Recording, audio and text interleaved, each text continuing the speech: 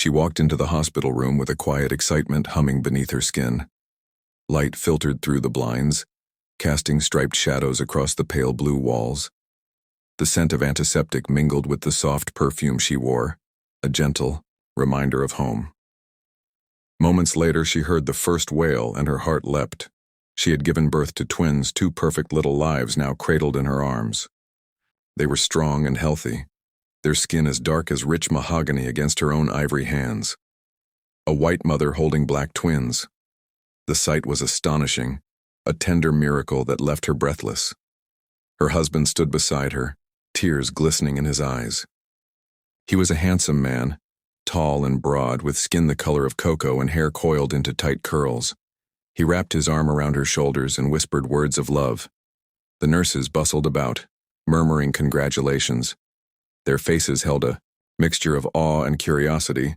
After all, it was rare for two parents of different races to give birth to twins whose complexions mirrored only one side of the family. But she didn't care what the world thought. She only cared about the tiny lives she held close to her heart.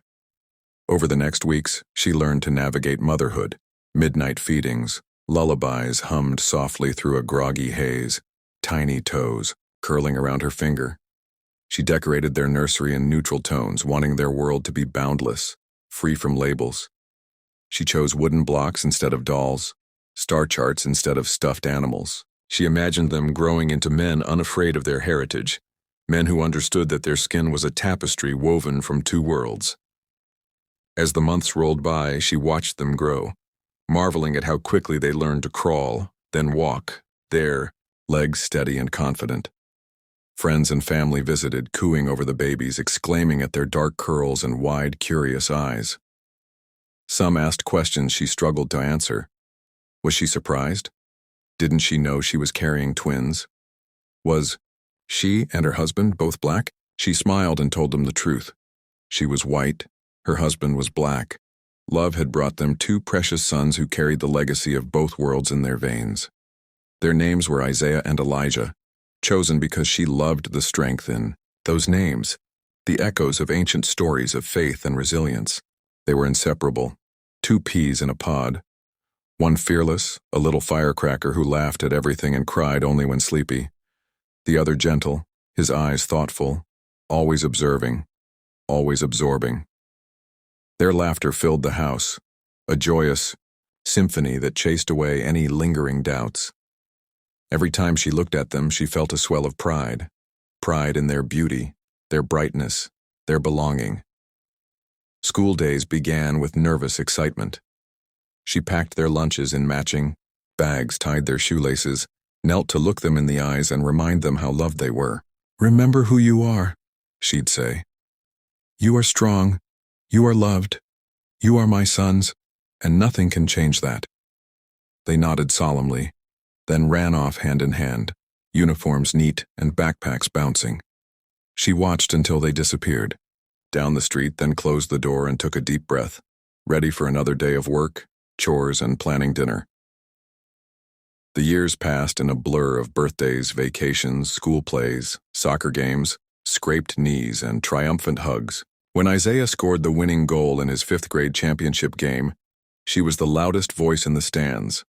When Elijah learned to play the piano and performed a Chopin waltz at the district recital, tears streamed down her face. She celebrated every milestone as if it were her own, because in a way it was. Their achievements were reflections of her love, her sacrifice, her unwavering belief in them. At home, the walls filled with their artwork. Crayon suns, handprint trees, painted, abstracts bursting with color. She would smile at each new masterpiece and tape it in place, creating a gallery of childhood that would one day become a treasure trove of memories. Bedtime stories remained a nightly ritual. She read from old fairy tales and modern adventures, her voice weaving magic in the quiet darkness. As they drifted to sleep, she kissed their foreheads, whispered good night, and gave thanks for the blessing of being their mother. By the time they turned 10, the twins were tall for their age, lanky limbs stretching into youth. Elijah's curls framed his thoughtful face, and Isaiah's grin seemed to widen by the day. They began to ask questions. Why did they look different from her? Why did some people stare? She answered them honestly, teaching them about genetics, love, and the beauty of diversity. She told them their skin was a gift, a symbol of their blended heritage, and that their identity would grow richer as they learned more about themselves. On the morning of their 10th birthday, she woke before dawn, tiptoed into the kitchen, and began preparing a surprise. She baked their favorite chocolate chip pancakes, brewed their favorite hot chocolate, and decorated the table with colorful streamers and balloons. The scent of cinnamon and baking chocolate filled the house. She arranged the dishes and cups, then stood back to admire her work, her heart brimming with anticipation. When the twins finally padded into the kitchen in their pajamas, their eyes widened in delight. They erupted into cheers, their laughter echoing through the rooms. She gathered them both into her arms and whispered, "Happy birthday, my sweet boys." They hugged her tightly and slipped into their seats, dazzled by the feast before them. They chatted excitedly about upcoming birthday plans, the backyard carnival, the homemade cake she had promised, the sleepover with friends. She smiled and nodded, her mind racing with ideas to make the day unforgettable. But as they talked, she noticed something in Elijah's eyes, a flicker of curiosity, a question that lingered on his lips. Before she could ask, he blurted out, "Mom, we've been thinking, if Dad is black and you're white, how come our skin is so dark? Why didn't Isaiah come out lighter too?" Her breath caught. She took a deep breath and sat down, pulling them close. Isaiah curled against her side, and Elijah leaned into her shoulder. She searched for the right words, wanting to be truthful, yet gentle. "Genetics can be surprising," she said finally. "Sometimes children take after one parent, more than the other. Your father's family has a history that goes back generations, and you both inherited those genes. You're perfect just the way you are." They nodded, seeming satisfied, and the conversation turned to birthday gifts and games. She felt relief wash over her and refocused on the celebration. The day passed in a blur of joy: carnival games, water balloon fights, face painting, laughter. As dusk fell, she lit candles on a towering chocolate cake and let them make their wishes. Their eyes shone in the candlelight, and she marveled at how much they had grown. After the party, she tucked them into bed and kissed them goodnight. They closed their eyes, and she pressed her hand to her chest, feeling their steady breathing beneath her palm. She slipped out of the room and turned off the hall light, her mind drifting with thoughts. 10 years of love and learning, of surprises and miracles. She smiled as she climbed the stairs, thinking how blessed she was to be their mother. The next morning, she rushed to make coffee, her routine humming back in place. She switched on the news and settled at the table with her mug. Then her phone buzzed. A text from the hospital. The same hospital where she'd delivered her sons a decade ago. The words on the screen made her heart pound. "Important update regarding twins, case number 12345. Please contact our office." Her breath caught. She reread the message, uncertainty prickling her skin. She called the number, her voice shaky as she identified herself.